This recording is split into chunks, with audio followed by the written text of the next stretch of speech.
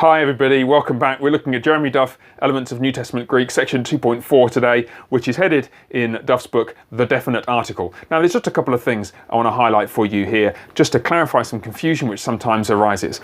Duff mentions, and I'll read it to you in brackets at the bottom of page 27, note that because there is no indefinite article, a, in Greek, the definite article is often referred to simply as the article. And what does that mean? Well, in English, you have two articles, a or an, the indefinite article, and the definite article. But Greek only has the definite article. So what that means in practice then is that in this sentence here, so anthropos, blepe, angelon, the word anthropos can mean a man, as I've translated it here, or it can mean something equivalent to the English word just man, a man or man. And because it can mean that, man in the sense of mankind or humanity. In other words, the Greek noun without an article can mean just the noun or a, whatever the noun is. So angelon can mean angel or an angel. Anthropos, man in the sense of mankind, or a man. And only the context can really clarify the difference between them. So you can imagine some contexts in which you had this sentence, anthropos, blepe, angelon, in which you were talking about mankind or humanity as a whole, and therefore it might make sense to translate anthropos as humanity, rather than here, as I've translated it, a man. But there's no actual Greek word to tell you the difference. You have to figure it out from the context. However, there is a Greek word for a Greek definite article. And the tricky thing here is that just as Greek nouns decline according to case, that is, they have case endings like os and on, which are like little labels which tell you what they're doing in the sentence, so also the article declines as well. And the case of the article must match the case of the noun it's going with. Also its number, singular or plural, must match the number of the noun that it's going with. So suppose what we wanted to do was, instead of saying a man sees an angel, we wanted to say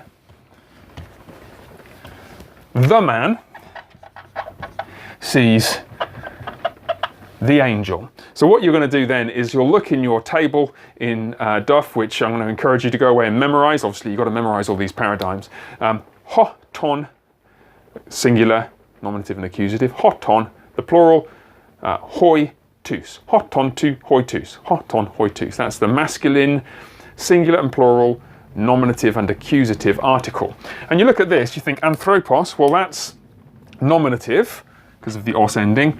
It's masculine, it's singular, so we want the nominative, masculine, singular article to go with anthropos, and that's simply ho. So ho anthropos means the man. He sees, well, he is replaced by the lexicalized subject, the subject that's actually written there, so the man sees. And then if we want to say the angel, well, we look at angel, that's singular, angelon, rather than angelus, which would be accusative plural. It's singular, it's also masculine, and we haven't learned any feminine or neuter yet, so don't worry, don't be fazed by that.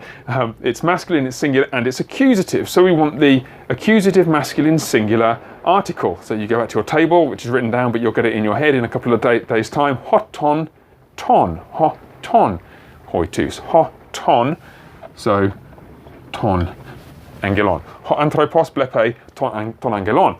The man sees the angel. Of course, you don't have to do both at once. If you just got rid of that, then we're back to here. The man sees an angel, and you could do it the other way around. So now here's a challenge for you. Let's suppose you want to say the men see angels. Let's get rid of that. Let's change this. So we say men see angels. And there's a little clue there. I've changed the verb in English, so you're going to have to change it in Greek. What are we going to do then? The men see angels. Well, first up, before we translate any nouns, always translate the verb first. What are we going to do with this? So, the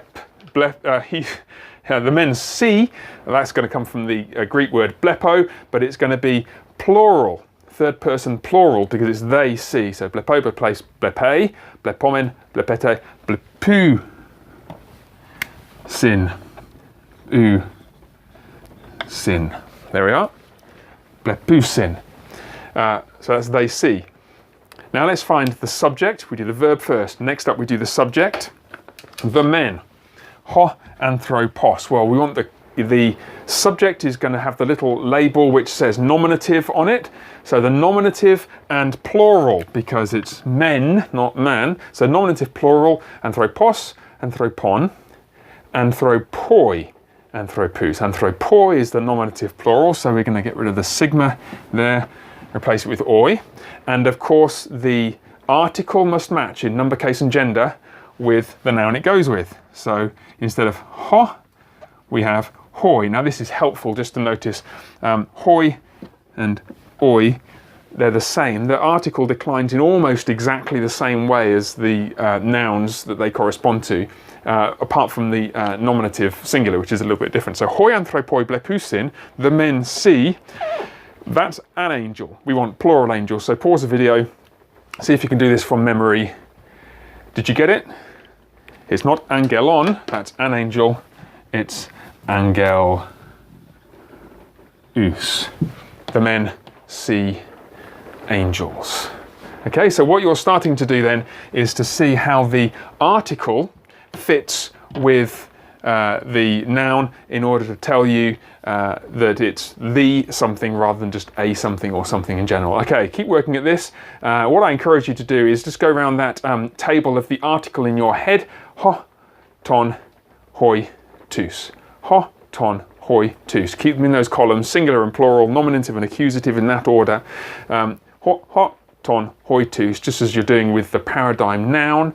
Logos, logon, logoi, logus. We will build up the rest of that table in future weeks, but for now just keep that rattling around in your head. We will have one more session just on the following section, 2.5, before we get to the end of the chapter, and then I'll go through some of the exercises with you in a future video.